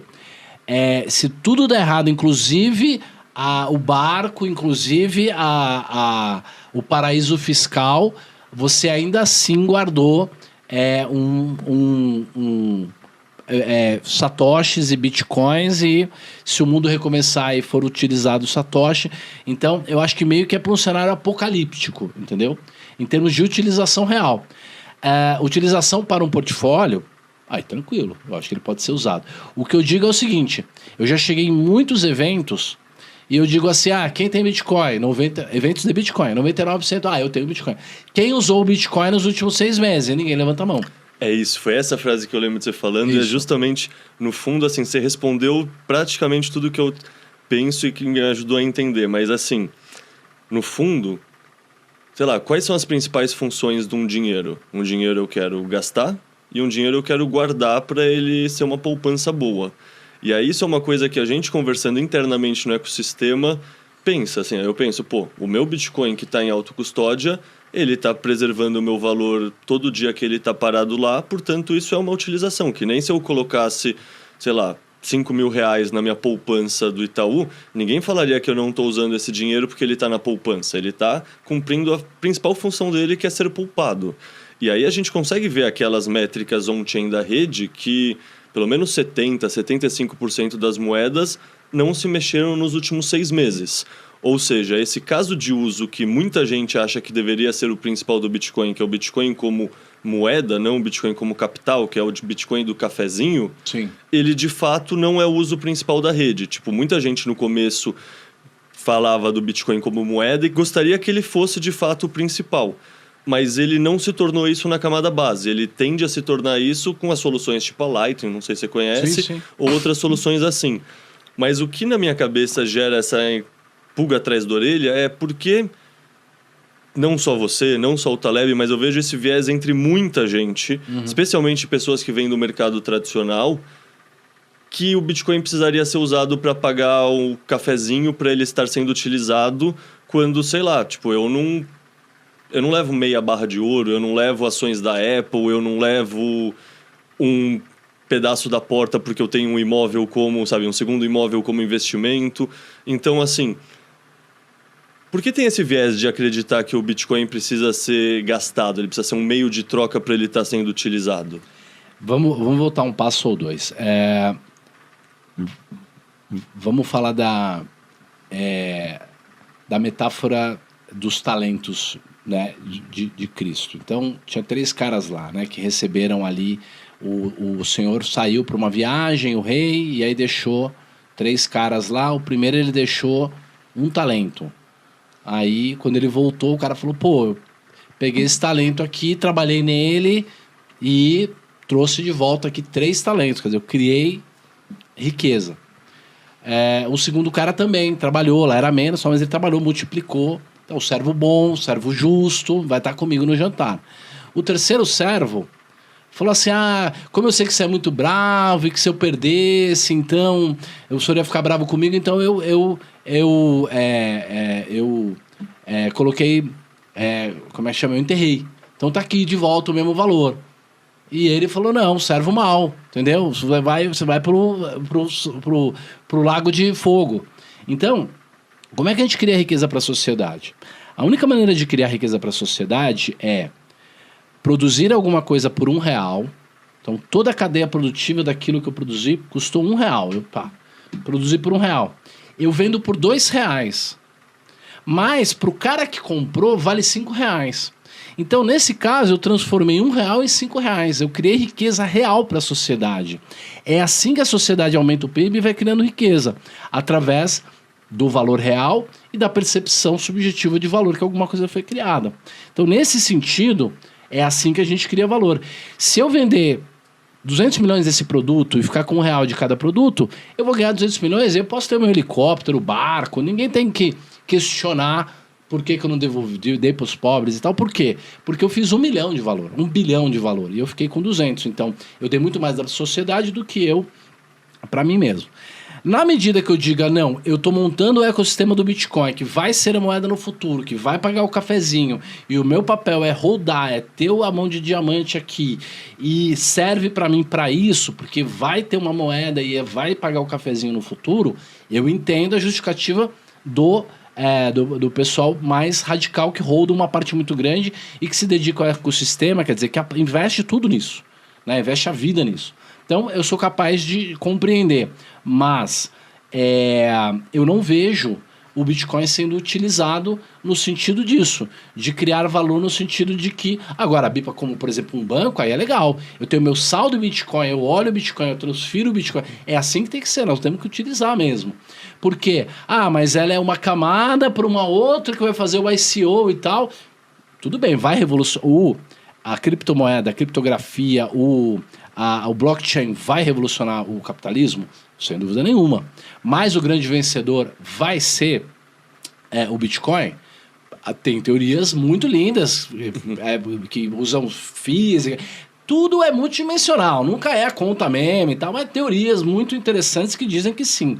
Mas, inclusive para reforçar, né, eu usava um exemplo que era, não, o Bombril, todo mundo falava, vou comprar Bombril e tal, mas a Solan desbancou o Bombril e tal, e a Solan... Mas eu fui no mercado esses dias e não é o Bombril de novo. Então, o vencedor do Bombril é o Bombril.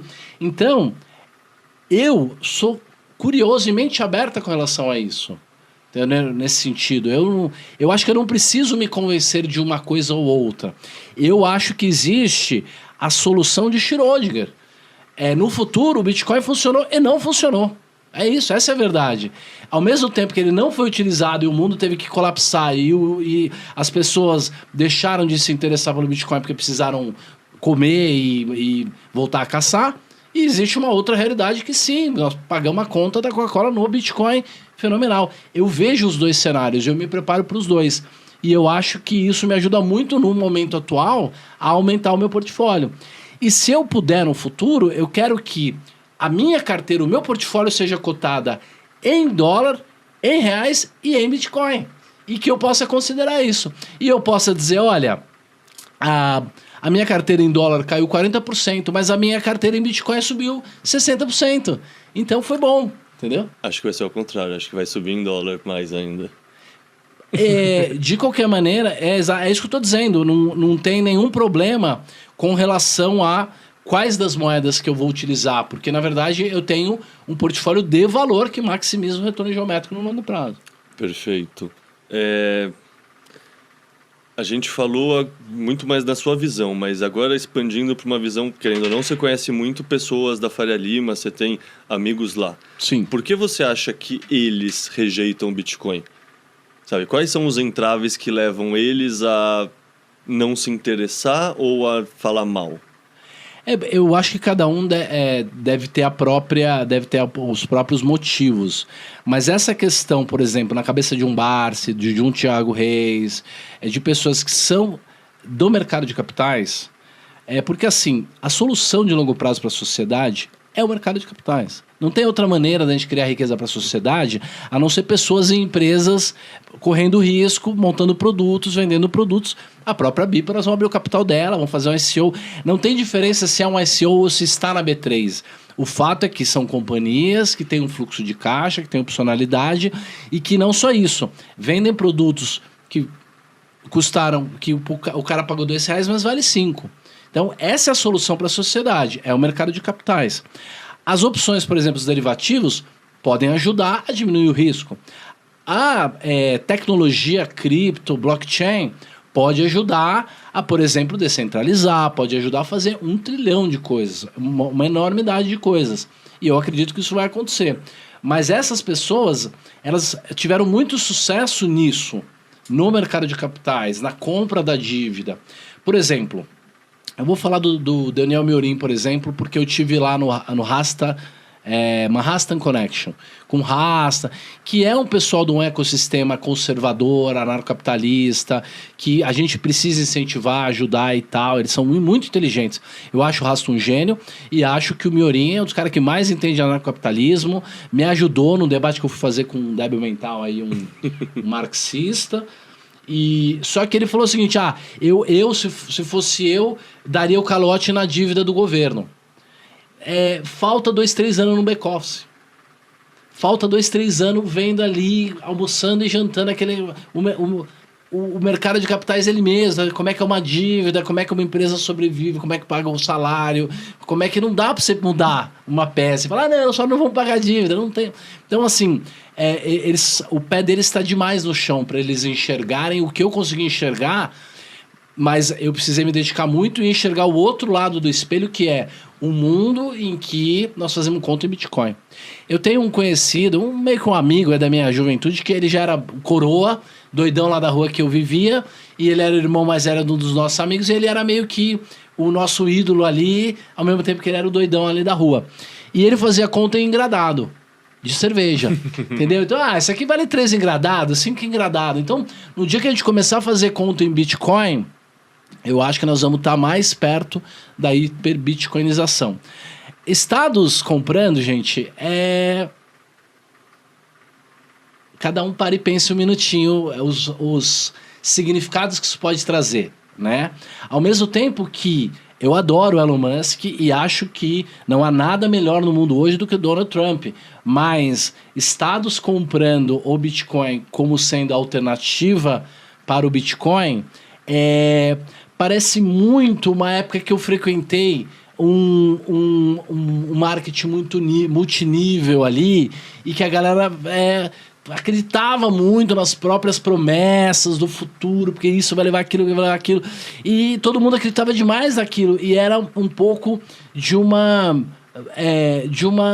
alucinação coletiva, assim, no sentido de que... Então, eu acho que o salto de que isso já vai levar a que já vivemos num mundo cristão, que todo mundo paga o DOT, que todo mundo é honesto, descentralizado e não tem governo, pagando em Bitcoin, é um salto quântico muito grande para que isso caiba na cabeça das pessoas. Então eu acho que o trabalho é muito grande, é muito trabalho que vai dar. Não, de acordo. Essa questão do salto, eu acho que a gente, no ecossistema Bitcoin, tem um problema que a gente olha o longuíssimo prazo e acha que ele é na semana que vem. E o que eu quero dizer com isso? Você falou do dólar milkshake e você falou da hiperbitcoinização. Uhum. Sei lá, antes do Saylor entrar no ecossistema, eu lembro que todo mundo acreditava que assim, não, todas as fiat estão para morrer e o Bitcoin vai surgir como dinheiro global rapidão. Uhum. Isso meio que foi deixando de ser acreditado e eu diria que acho que hoje...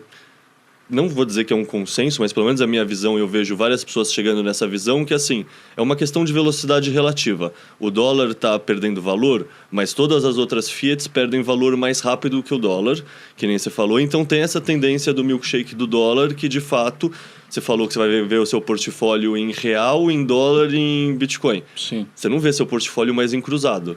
Talvez o real seja essa que fique pelo caminho antes do dólar. Perfeito. E aí... Mas não é antes do dólar, porque o dólar ele tem uma qualidade, uma característica em comparação com as outras fiats que é muito diferente. Por quê? Porque as outras fiats são derivativos do dólar. Exato. O dólar é a grande moeda. Então, não é tipo, o dólar é um real um pouco melhor. Não, é incomparável. As propriedades estatísticas, elas são muito distintas. Por quê? As dívidas estão em dólar. E aquele M3 que a galera mostra nos papers e tal, que o mundo está numa inflação e tal, aquilo é o M2, M3 dos Estados Unidos. O mundo inteiro faz negócio em dólar. Todos os bancos do mundo negociam em dólar. Então, o M3 global, M2 global em dólar é muitíssimo maior. E ele está no dark pool, não dá para enxergar, não dá para fazer contabilidade. E hoje o que faz isso é o dólar. E quando a gente tiver a crise da dívida, essas dívidas elas vão ser queimadas muito rapidamente. Então a base monetária vai cair muito rapidamente.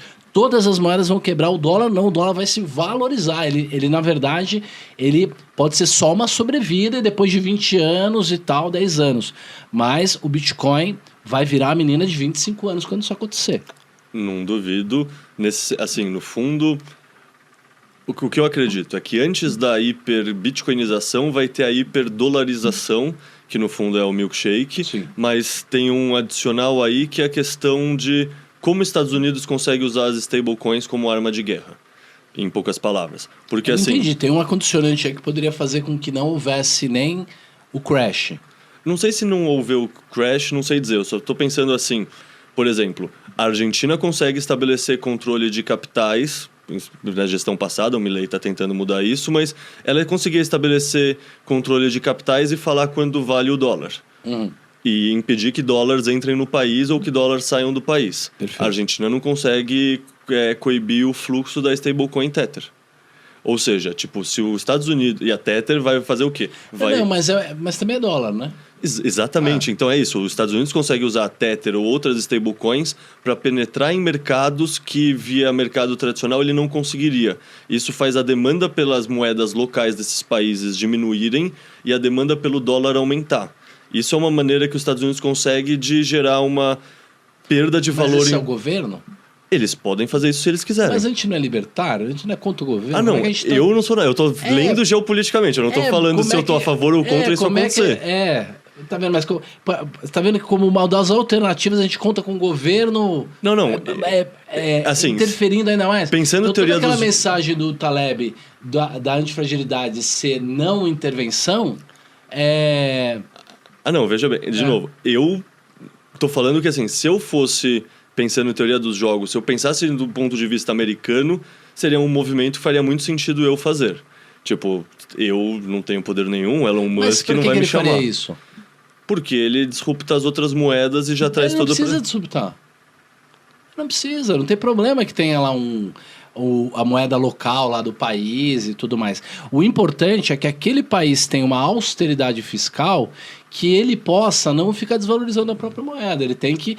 qualquer um deveria fazer, uma família, tem que estar dentro do controle. Eu acho que o Bitcoin poderia trazer isso para esses países. Mas o dólar também poderia ser... e também a única coisa que faz os países não queimar mais a própria moeda é porque eles não conseguem mais comprar dólar e eles acabam quebrando e acaba empobrecendo a sociedade como um todo. Eles gostam de pobre, mas eles não podem estar pobre. Então, assim, o dólar já faz esse papel, entendeu? Deixa eu então fazer um cenário alternativo aqui que eu ouvi esses dias, achei muito interessante, queria saber a sua visão.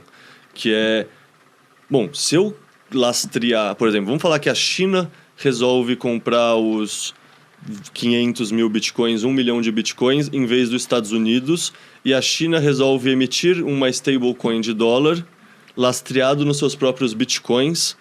Eu vi gente falando que isso poderia ser um análogo ao que os nazistas tentaram fazer na Segunda Guerra Mundial, que é imprimir muitos pounds, muitas libras, e levar para a Inglaterra. E que a China ou a Rússia poderiam buscar fazer isso numa escala mundial para perder o valor. A Rússia falsifica dólar. A Rússia falsifica dólar. Exato. Ela já faz isso. Cara, a China tá quebrada, velho. A China tá ruim, cara. Ela tem a produção, ela tem a indústria. Então, os Estados Unidos precisa da China, a China precisa dos Estados Unidos. Não dá para dizer que os Estados Unidos ganhou o jogo e tal, porque os Estados Unidos, inclusive, tá caro perto da China. Mas a China está numa situação em que ela é altamente dependente dos Estados Unidos e que ela precisa, de qualquer maneira, controlar os seus bancos, as suas províncias, os seus estados. Porque a dívida da China, ela é interna. Então, um deve para o outro muito dinheiro ali. Então, é uma pirâmide muito grande. Tem garantia para 3, 4 empréstimos. A China está realmente quebrada, assim. E ela, por exemplo, está emitindo dívida em dólar. Ela está emitindo dívida em dólar no Catar. As próprias empresas dos estados estão comprando aquela dívida para ver se... Então, a China está precisando de dinheiro. Então, a China vai pegar e vai comprar os bitcoins. Você acha que essa discussão sobre reserva estratégica não gera uma teoria dos jogos que um quer antecipar o outro? Na cabeça de quem tem, entendeu? Se a minha vida fosse Bitcoin, eu ia ficar pensando nisso o dia inteiro, mas não é para isso que os estados servem, não é intervenção, E outra coisa, vai comprar um monte de Bitcoin, vai ver a crise da liquidez, ou o Bitcoin vai cair lá para baixo e os caras vão liquidar lá embaixo. Então, é melhor a gente fazer um plano para comprar dos estados idiotas quando eles tiverem que liquidar os seus Bitcoins, porque chegou a crise do dólar, entendeu? Eu acho que um pensamento 3, 4D seria mais esse. Agora, fazendo os 5 passos da carteira 360, vai funcionar de qualquer maneira. E quem gosta mais de Bitcoin, põe mais Bitcoin na carteira, não tem problema. O fato é que existem coisas que não foram decididas ainda no futuro. Por quê? Porque o processo estocástico são não estacionários. As decisões que nós vamos tomar é que vão fazer o futuro, né? Então, existem essas duas realidades. A gente tem que viver com as duas. Uma que o mundo hiper-bitcoinizou e o outro mundo em que o Bitcoin não deu certo. É o que você chamou do Bitcoin de Schrödinger, né? Isso. Não, perfeito. Como você é um especialista em opções, acho que antes de eu encaminhar para o final, preciso te perguntar se você está acompanhando as opções que foram lançadas em cima do ETF da BlackRock, do IBIT, e o que elas te falam? Assim, Dá para negociar no Brasil? Não sei na dizer. B3? Não sei dizer se tem na Se B3. desse pela BIP, a gente faria. Ou de alguma maneira. Não, eu negocio opções de Bitcoin mesmo. Na CoinCall, que é uma corretora que tem seguro e tal, e que eu fiz uma investigação grande, várias corretoras. E aí eles precisavam vir para o Brasil também, meio que eu ajudei eles no sentido de traduzir, ajudar um pouco lá. Eu sou meio que consultor e eu acabo operando lá. A vantagem é que lá você pode operar 0,01 de Bitcoin, então é bem pouquinho. Então você pode, com 20, 30, 40, 50 dólares, você pode operar. E tem um book bom, funciona bem. Eu vou testar também essa do IBIT.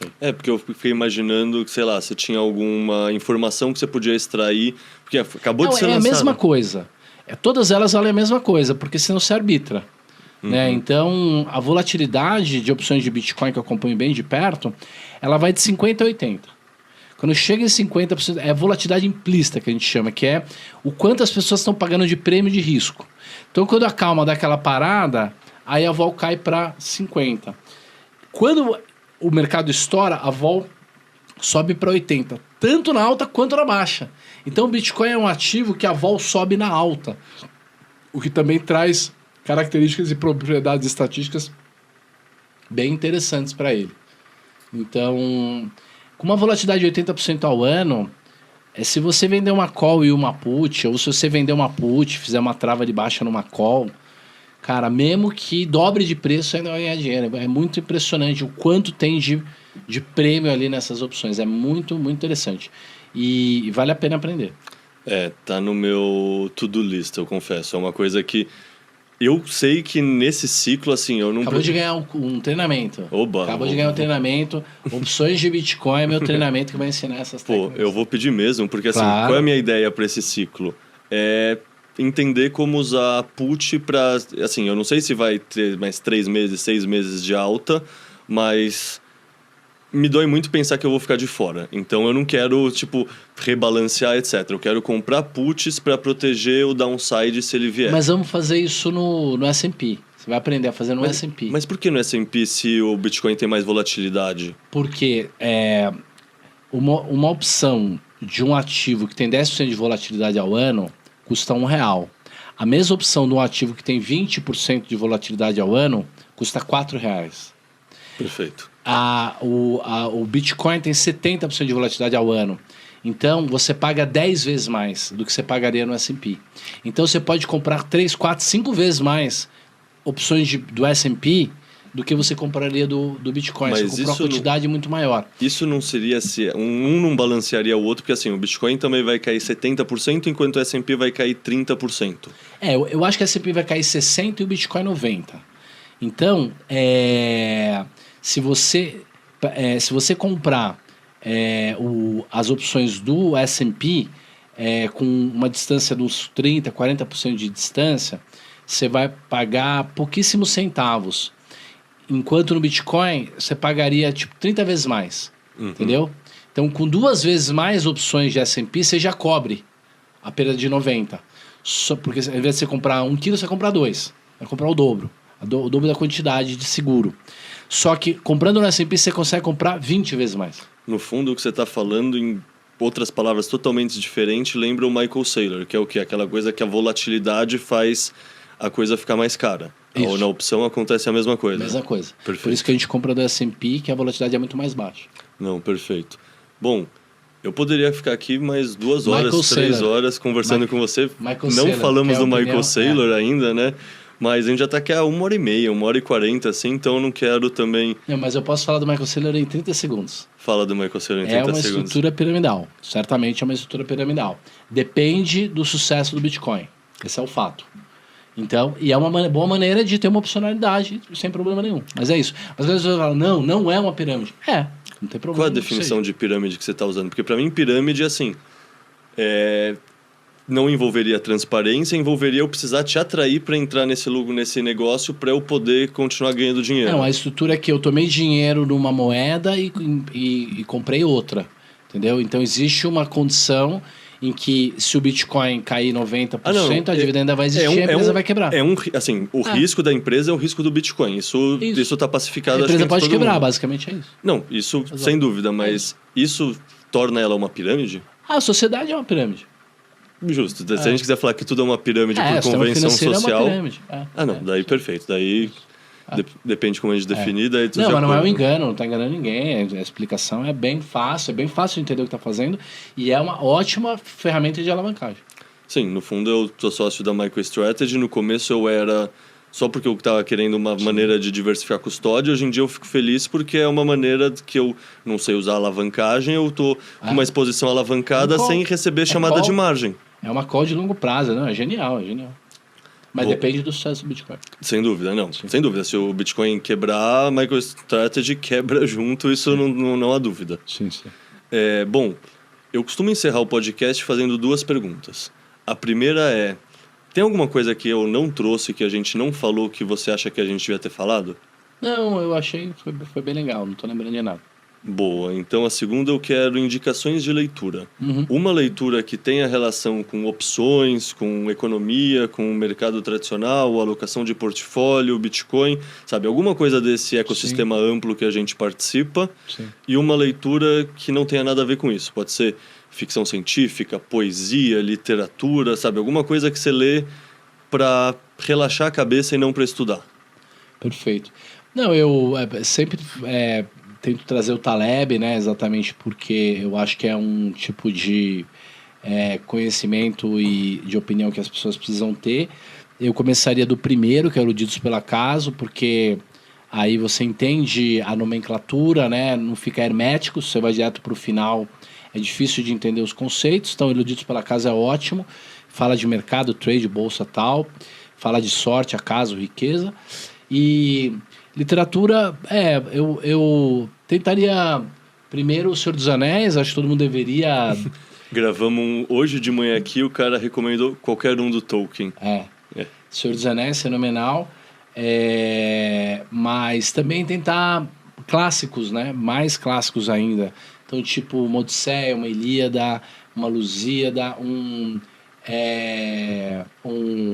uma comédia, né? De Dante, a Divina Comédia... e coisas nesse sentido.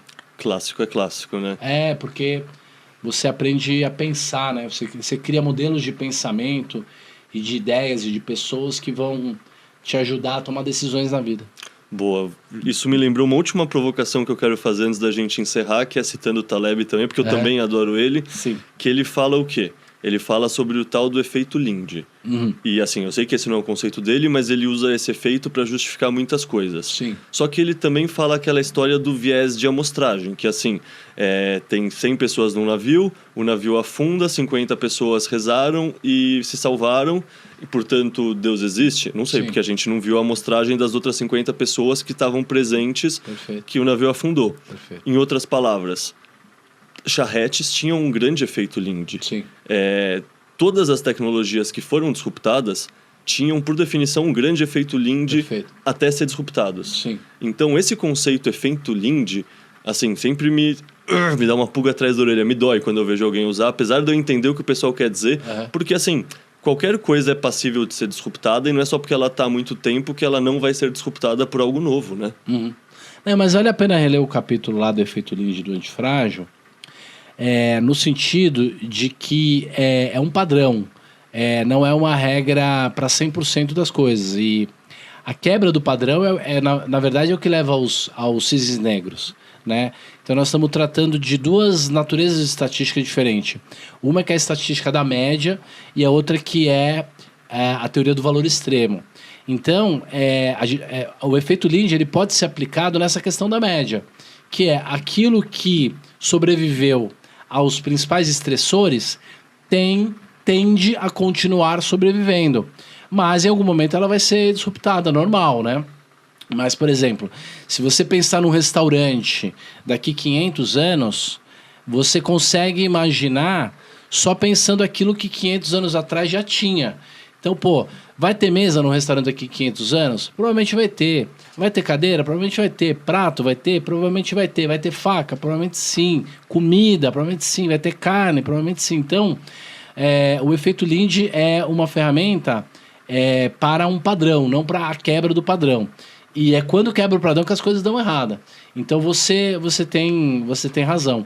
Mas é sempre uma observação artística que um cara teve numa lanchonete que virou um conceito da física, mas é tudo multidimensional, é só uma maneira de explicar que, olha, aquilo que sobreviveu ao tempo tem algum valor, entendeu? É uma heurística, não podemos transformar num dogma. E não só isso, nós vamos voltar a andar de carruagem, você tá sabendo, né? Vamos? Vamos. Porque a gente vai ser a nobreza? Não, porque o Elon Musk tá fazendo um cavalo elétrico animal que vai andar 200 por hora. Lindo, cara. Pô, isso eu não conheço. Animal. Imagina sendo trabalhar de cavalo na Faria Lima, cara. O meu robô da Tesla vai lá dirigindo por mim. Exato. Pô, maravilhoso. Então, é isso aí. Bom, muito obrigado, Roxo. Bom falar com você. Te acompanho há muito tempo. Então, prazer estar aqui ao vivo conversando com você. Deixa o like aí, não se esqueça. Se inscreva no canal aí e ajuda a gente. Valeu.